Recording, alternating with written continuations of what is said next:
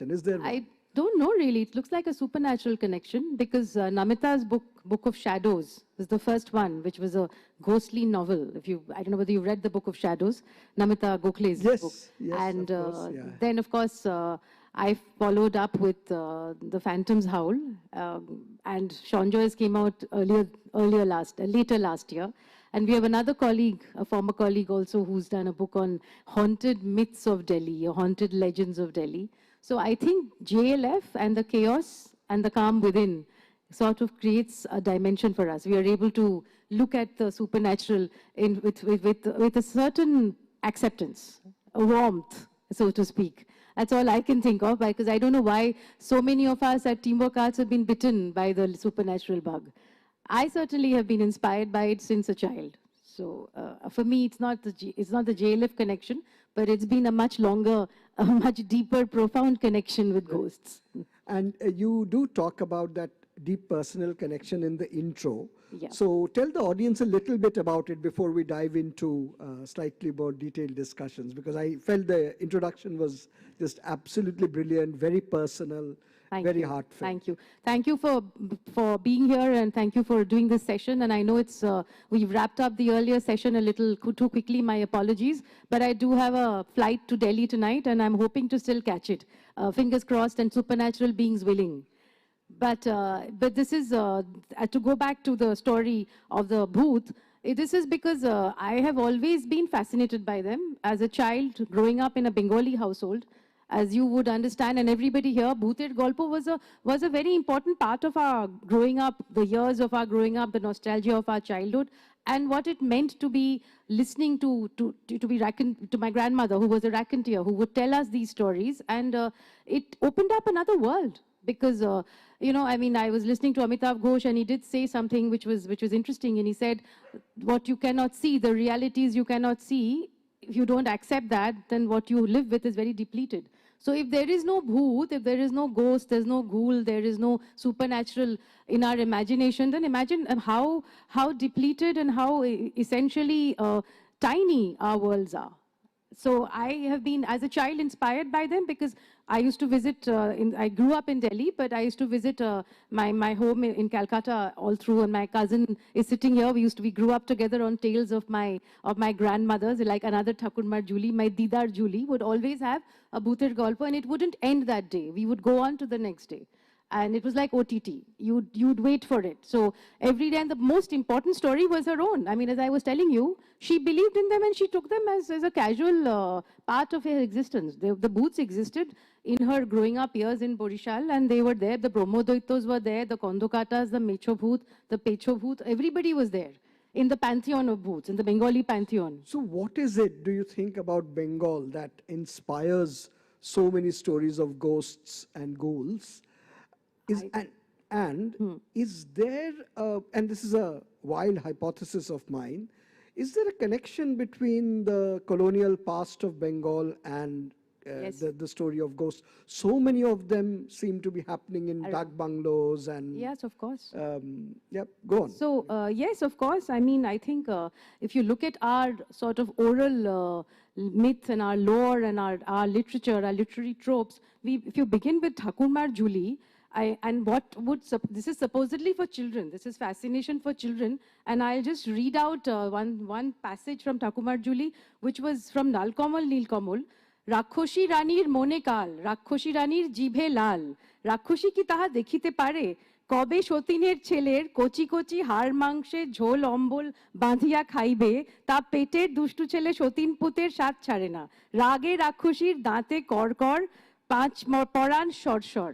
If this is what constituted the joy of childhood lore, where you're actually looking at cooking up bones to get ombol and indigestion, imagine what it led to in terms of the ghostly pantheon, the ghostly entire universe for us. I mean, for when Thakurmar Juli came out, and later, of course, when Dokhinara and Majumdar brought this out, that was later. Before that, Lal Bihari had done an English part of the oral lore of compilation. And that is really powerful because I grew up, I think many here grew up with Thakurmar Juli. I was terrified and yet equally fascinated by this. And there was this whole audio book of that era. In LPs and I had cassettes. an LP. My father's in the audience. He had an LP which had this song going on a loop. Lal Komol Jage, Neel Komol Gumoy. And that is to... It was terrifying. It really was very, very terrifying. But... Oh dear. That could be a haunted dog. That does As with atmosphere. What else do we need for it? Look, it's being chased. And you're in this jail when I was... Oh my God. This is hysterical. I think it's been set store by the Pretattas over here in this jail, because as I was touring in a falling dusk and the light was fading, those bars, the dark bars which I saw in the night, I don't know what happens inside this jail. This is a really great setting, this evening of, swapping stories about ghosts. And the dogs who are haunted, it seems. So what's the colonial connection? What's the geography? Why are ghosts so always seem to be, especially in these stories, which you call classic tales? Yeah. Why do they seem to inhabit a particular... So I think, yes, the colonial flavor is very much felt in the Dag Bungalow connection, the abandoned houses, the Shahibi chops of many of these stories, especially Hemin Roy. He specialized in that. And this turn of the century, I'm talking about the middle of the 19th to the early 20th, when there was this whole efflorescence of all the ghost stories I was reading, was a certain period. And this was the time, because I think there were so many cultural contexts given to Bengali literary sort of tropes. You know, you had Gothic literature, you had our own lore, our own oral myth, and of course there was a lot of Western, contemporary Western literature people were reading, Hound of the Baskervilles, the Dracula, which was all happening at that time. So I think in many ways this was influencing our writers, and everybody, starting from Tagore to Bibhuti Bhushan, knew that unless you wrote a Bhuter Golpo, you really weren't worth much, because Bengali imagination is completely compelled by the idea of the Bhoot. And Bibhuti Bhushan in particular was very, very deeply he believed in the supernatural, and his biographical reflections have other really striking stories, including Taranath Tantric, of course, in fiction. Yeah, but there is his famous biographical reflection. I think it's in a letter where he sees his doppelganger, and he was absolutely convinced, and he did sort of pass away soon after. Soon after that, yeah. But we wanted to get, these are such wonderful translations, so please buy the book. Wanted to get a flavor of one translation from your book, and maybe we'll get into the art and craft of translation and selection. So should I read a little the Bengali part first, or do you want me to just go to the... No, I think let's have your English bit, and then maybe we can talk a little bit about the art of translation and then get into Bengali and English. So I was thinking I could read a little from this book called The Signal, Shanket, which a story by this, I'll just tell you who it is by. This is not one of the very known writers, and I was quite impressed by this story, which is by Niraj Chandra Majumdar. And this is a story in which there are two friends. One friend has gone away, and he's a bit of a recluse, and he has found himself a completely abandoned, and this is a very important symbol throughout this entire literary landscape, that he has found an abandoned home in Ara district near Durgapur, and he has decided to drop anchor there. And it's an abandoned place, very derelict, but it belonged to this Raja, who was a rebel in the revolt of 1857. But he had been betrayed by his own cousin, Mahinur Khan, when the British soldiers came and captured him. So the two It's a very, very powerful story. And the two friends actually meet in this house, and there seems to be, well, there was this one night when they feel that there was a presence. So it was almost as though I could smell the pungent stench of blood everywhere. The air was suffocating in its stillness, but strange sibilant sounds were emanating from somewhere, as if people were whispering close to us. An unholy presence had taken hold of this massive walled territory. We needed to get out at any cost. We placed a lantern on top of the stairs and fumbled our way down. We crossed the Darbar Hall and reached the huge entry gates. We sent up a prayer to the Almighty and lifted the heavy bolt. It made a screeching sound, and the wooden doors began to move. The door was finally open. They're trying to escape this fort. All we had to do was get out. But we couldn't.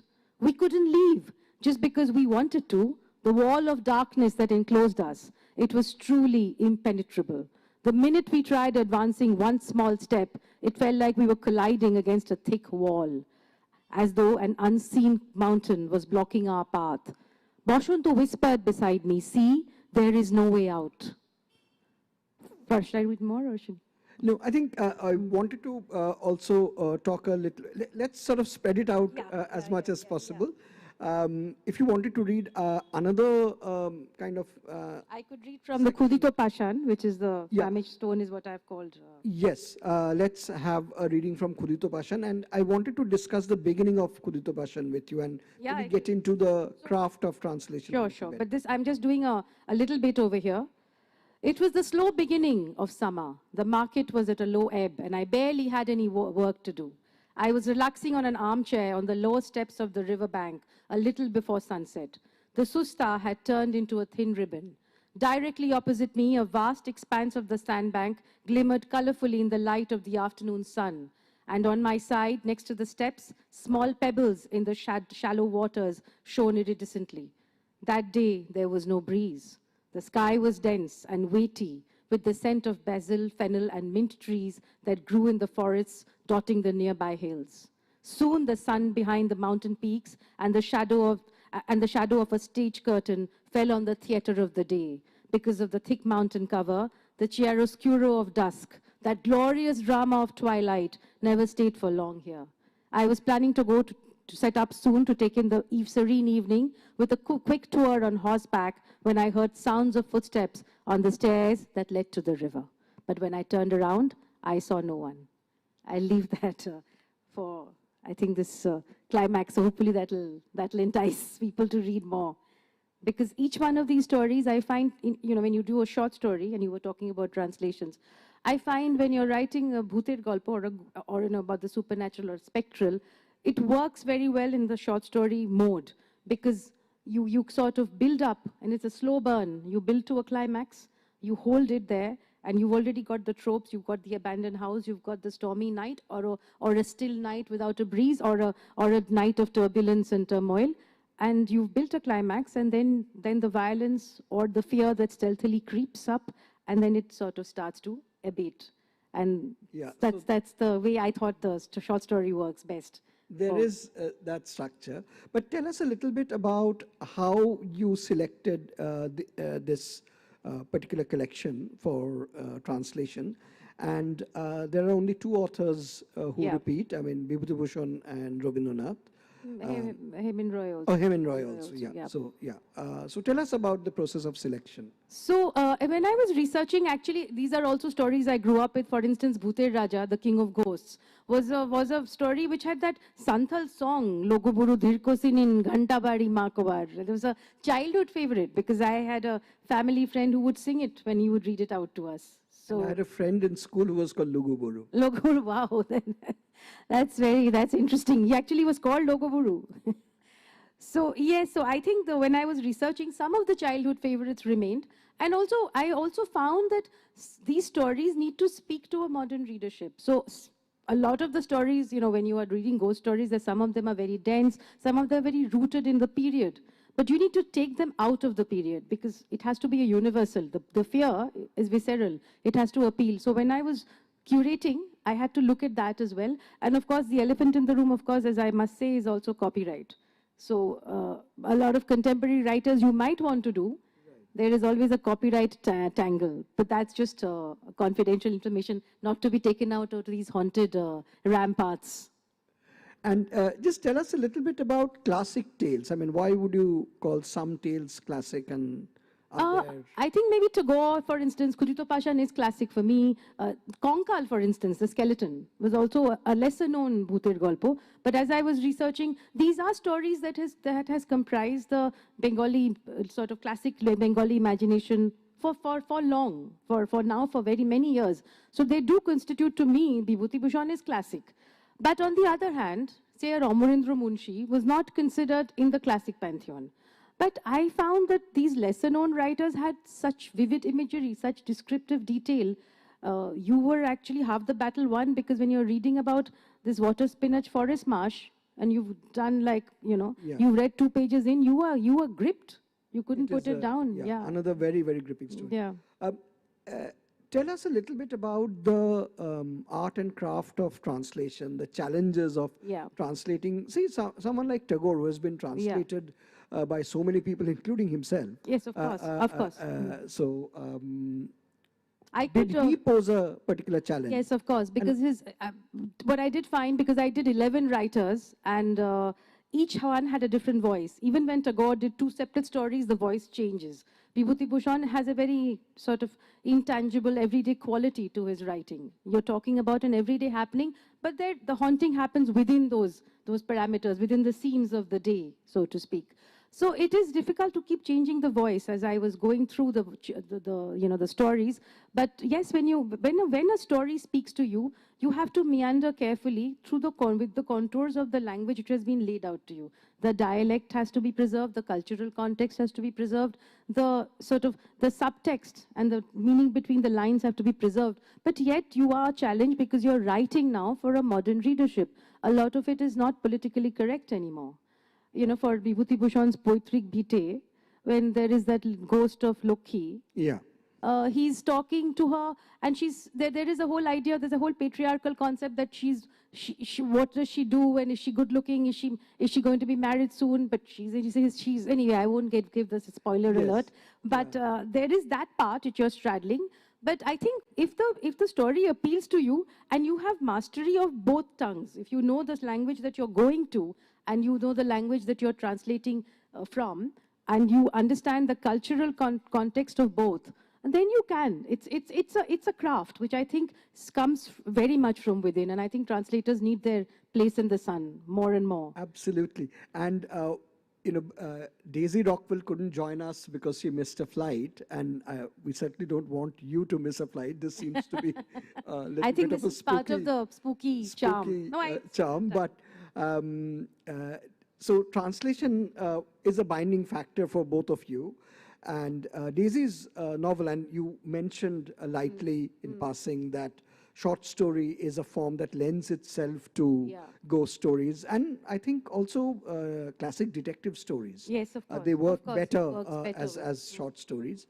But Daisy's novel, though, is in that sense not, we thought we will just quickly discuss a little bit about Daisy's novel, which is absolutely brilliant. It's not a classic ghost story. It's more of a... I think she uses the supernatural as a very efficient literary device. It's a magic realism novel where, as you said rightly, like Hamlet's ghost, the grandfather keeps appearing to the protagonist.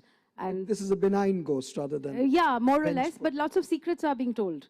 Lots of family secrets. But Daisy is there tomorrow, and she's at a session with Sanjoy, so maybe many more questions can be answered when she's missed her flight because 26 January security restrictions protocol is required. But I think if you wish to, we could read a little more. Yes. So I thought we will do the opening of Kuditopashan. Sure. I'm keeping an eye on time. Would you read the Bengali? I will read the Bengali till the English bit comes on. Yeah, so I'll stop there. Yeah. So this is the beginning of Kuditopashan, which, as you know, is from Golpoguccho, and it begins. Ami ebong amar attiyo পুজোর ছুটিতে দেশ ভ্রমণ সারিয়া কলকাতায় ফিরিয়া আসিতেছিলাম। এমন সময় রেলগাড়িতে বাবুটির সঙ্গে দেখা হয়। তাহার বেশভূষা দেখিয়া প্রথমটা তাকে পশ্চিম দেশীয় মুসলমান বলিয়া ভ্রম হইয়াছিল। তাহার কথাবার্তা শুনিয়া আরো ধাঁধা লাগিয়া যায়। পৃথিবীর সকল বিষয়ই এমন করিয়া আলাপ করিতে লাগিলেন যেন তাহার সহিত প্রথম পরামর্শ করিয়া বিশ্ববিধাতা সকল কাজ করিয়া থাকেন। বিশ্ব সংসারে ভেতরে যে এমন সকল অশ্রুতপূর্ব নিগ্রহ ঘটনা ঘটিতেছিল, রুশিয়ানদের যে এতদূর অগ্রসর হইয়াছে, ইংরাজদের যে এমন সকল গোপন মতলব আছে, দেশীয় রাজাদের মধ্যে যে একটা খিচুড়ি পাকাইয়া উঠিয়াছে, এই সমস্ত কিছুই না জানিয়া আমরা সম্পূর্ণ নিশ্চিন্ত হইয়াছিলাম। আমাদের নবপরিচিত আলাপটি ঈষৎ হাসিয়া কহিলেন, "There are more things in heaven and earth, Horatio, than are reported in your newspapers." Well, as on cue, you have the call of prayer, because I think this whole session is supernaturally ordained. Yes. In many ways. I'll read the part that you've just spoken. I was on my way back to Kolkata, along with a relative after the Durga Puja vacation, when we chanced upon a gentleman on our train. His attire had given me the mistaken impression that he was Muslim, but of Western origin. His conversations made me even more mystified.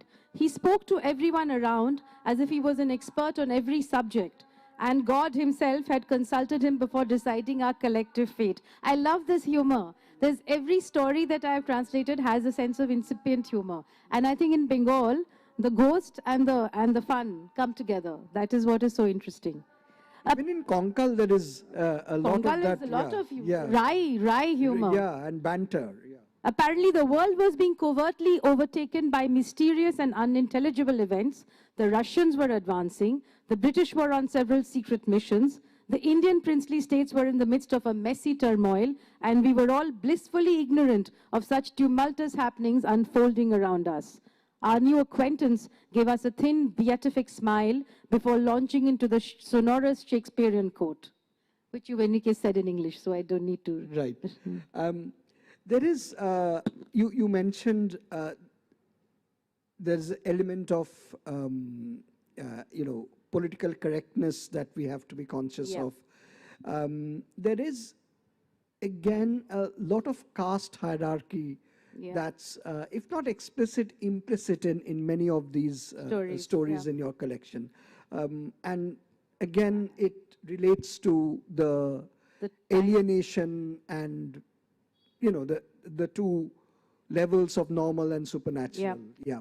I mean, it's there. It's very subtle. It's a sort of a incipient kind of a thing, which is part of the. It seamlessly segues into the class hierarchy. When I was doing Hemendra Roy's, the King of Ghosts, Bhuter Raja, there is this very casual comment. In this story, there is again a forested Dak bungalow where there is a Indian government official who has gone to stay for one night, and then there is a Shaib, his superintendent, who's his own superior, who's also staying in the same Dak bungalow.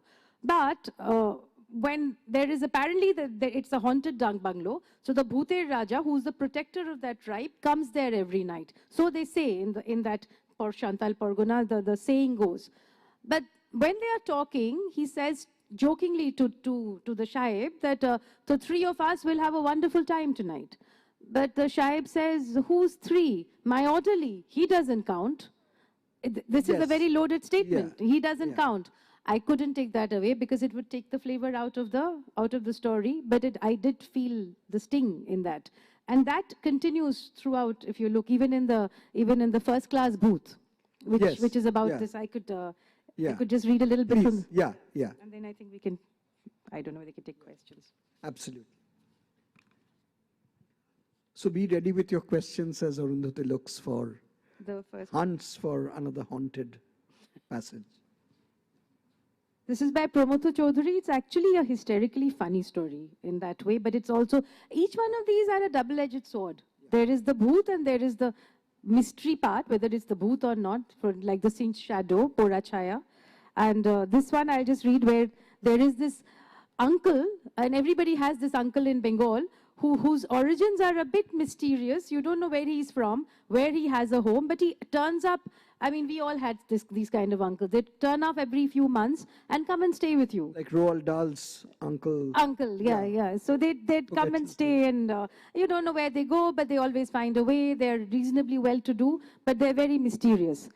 So there is this story of this poor man. He apparently, his name is Sharad Dada, and he was apparently he saw an English ghost. So this is the story. Shaurud Dada, he tells this to his nephews one day. Shaurud Dada began his tale.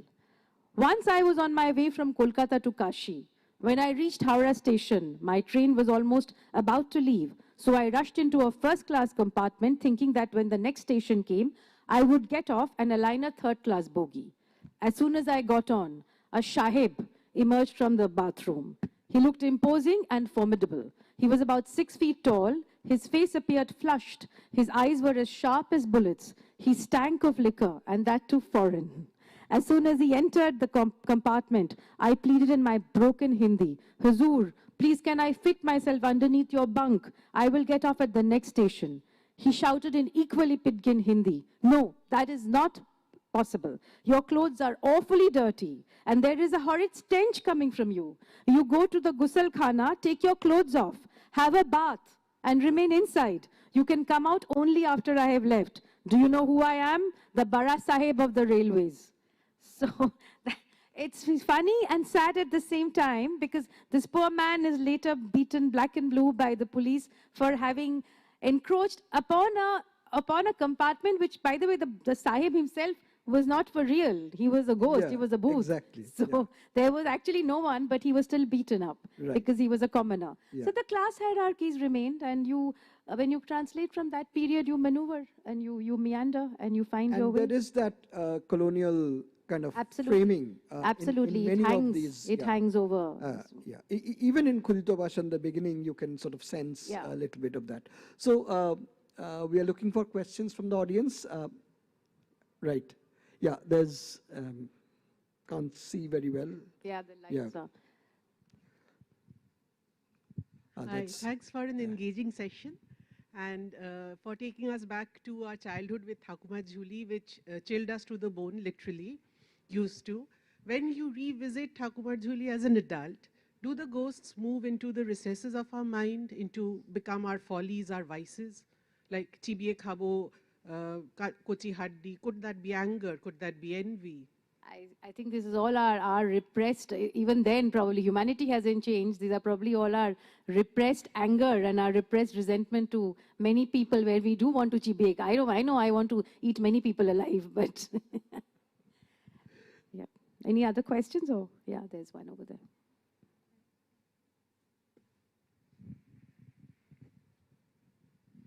Yesterday there was a bit of a banter around this at Devdutt Patnaik's session, where, well, we'll come to that in a bit. I think there's a question. I'm audible? Yes, you are. Yes, you are. Thank you, ma'am, for chance to taking a question. I'm not believing in the supernatural thing. So I have a question is like a film industry and a supernatural thing. If we come on the Indian horror story movies, like no many characters are developed in the Indian Bollywoods and Indian movies. But if we're going to Hollywood, then many supernatural and movies are lot of earning, and Hollywood movies lot of earning, but not Indian movie. If we're talking about in Bollywood, only the some movies are earning, but not a character any developed, like Hollywood in Annabelle and many other character. What is the reason behind, ma'am? I don't know. I wish more Bengali filmmakers would make. The Bhuter Bhobishwat was amazing, though. That was, but of course, new contemporary Bengali films need to have very subtle. There is so much literary inspiration that they can use, and I think we are waiting for that great big Bhuter Galpo film. And even Bollywood needs to, I think, ace its game much more, when we don't really have, even recently, whatever's come out, there has not been anything which does an Omen, for instance, or The First Omen, or The Ring, or The Ring, yeah, I think, or even The Turn of the Screw, which was on Netflix. Absolutely. Yeah, I think Hollywood versus Bollywood is an unequal fight when it comes to the supernatural genre, horror and but horror and ghost stories are not at all. Not They're quite very different. the same. Yeah, horror is in your face. Yeah, It's much more overt. But I feel these bhoots are very covert. They're Yeah. sneaky creatures. Exactly. They creep because, up on you. We do have the tradition of horror reasonably done well and popular actually. Ramsey brothers were, I mean, commercially at least. Yes, I mean, of course. You might of have course. issues with the aesthetics of it all. But No, our commercial time, Friday the success. 13th was a very big deal in our Yes. school days. We all watched it. Absolutely, yeah. And I remember I was quite moved by Bhoot. Yes, yeah. yes. Booth was Ram Gopal very, Verma's Bhoot very was, good. Booth was very excellent. good, I don't know whether you watched Booth, Ram Gopal Verma's Booth. Yeah. Watched, ma'am. Ram Gopal Verma, not Ram Gopal Verma, Ramsey brothers movies I watched like Virana and Purani William, lot of. But I have a question, why not a single character developed if talking about exorcist in the Hollywood, lot of movie. Even Psycho for that matter. I think, yes, that's a question. I don't know. I can't answer. I'm only translating and thinking of more ghost stories to write. But maybe the filmmakers here That's can a answer. different medium, if I may say so. So we are talking about ghost stories as in books. Yeah. Any one final question? Yeah. Maybe I should. Yeah. So first of all, thank you so much for this wonderful session. Thank you. It was a pleasure. Pleasure is entirely mine. The thing is, in Bengali, and especially these bhoot stories, we find a very, what to the 360-degree approach from a very Shakchundi Mechavedni approach of comedy bhoot to a very serious approach of Vibhuti Bhushan style bhoot and Rabindranath style bhoot like stories of Konkal. Is there anything, what is your approach related to the intersectional part? Everyone likes to be in a very like sweet spot between the extreme comedy and extreme thrill. Is there anything in your mind going on, something like that? I would just like to know. I feel that in Bengal, we do take the booth with a lot of amused sort of acceptance because at one level they are entertaining while they are fearsome, and that I think is that the flavor of that roller coaster type experience that you also have, because you're scared but you say that you still want to know. So the thrill lies in that, but it's even the Shakchunis are terrifying. Here there is one, the last story, The Phantom's Howl, which is the sort of the title of the book. It's extremely gothic in its bloodied sort of violence, rivulets of blood which flows. There is no comedy in that, but at the same time there is a story called the Pora Chaya, which is the singed shadow, where you're laughing at the same time. Fear and humor. Why I've always liked the Bhutir Golpo in Bengal is because it goes together. They go hand in hand. You do have exactly. Yeah. There's terror and there is humor. And you mentioned intersectionality. If you read Konkal, it's also quite an erotic story at one level. I mean, it's also a woman's story. Woman's story, and yeah. Konkal, it's a woman's story. Kind of a comedy move also at the end because the lady seemed to be in NRS hospitals. Anyway. No, the lady existed, and I mean the man who was listening to her is the one who's trying to be humorous to starve off the fear. He's actually terrified. She existed. She was the skeleton who was talking, and her story was fascinating. It was overpowering because she had been widowed and then she committed suicide at a later stage. She was vilified for being a widow, which was very, very normal, a normal practice of that time. But she talks about her desire. Yeah. She talks about her own beauty, sensuous, her being touched personality. by, So I find the grand arc of the Booth Pantheon in Bengal absolutely compelling. And any other questions? There's one more hand, and that will be the last question because we don't want two authors to miss their flights, and that would be really... My sincerest apologies, I missed your session, but the point at which I came in, you were talking about caste and class hierarchies in the stories and struggles of translating with that. Someone brought up films. I'm not going to digress onto films. I just start my question with this film that came out, Sinners. And it's a film about vampires that talks about black culture and how Christianity affects that.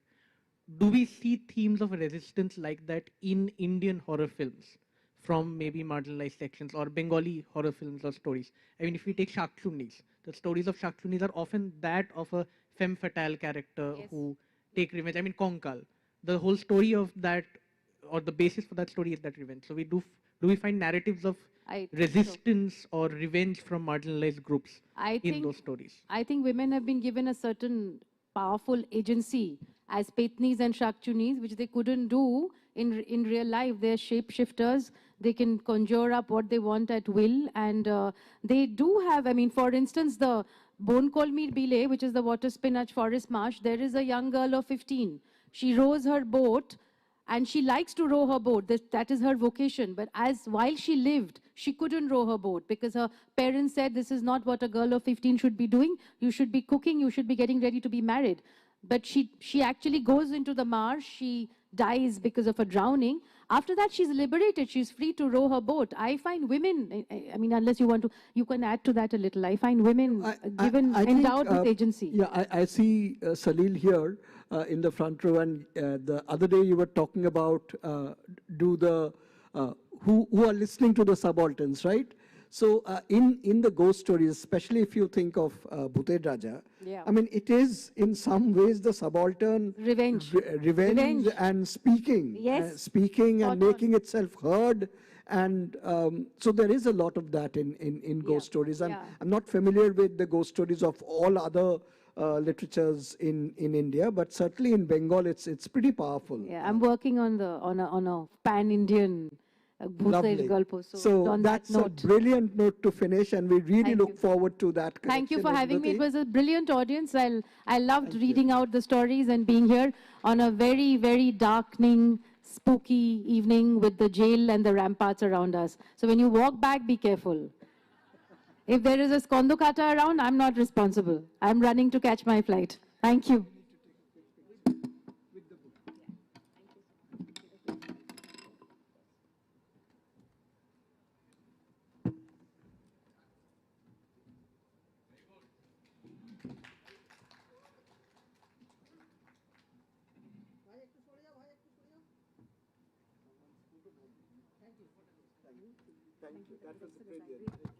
Thank you so much for that, and we wish you a safe flight back home. I'm sorry to have cut short your No problem.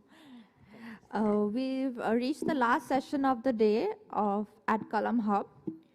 We'll just take a few minutes to set up for that one.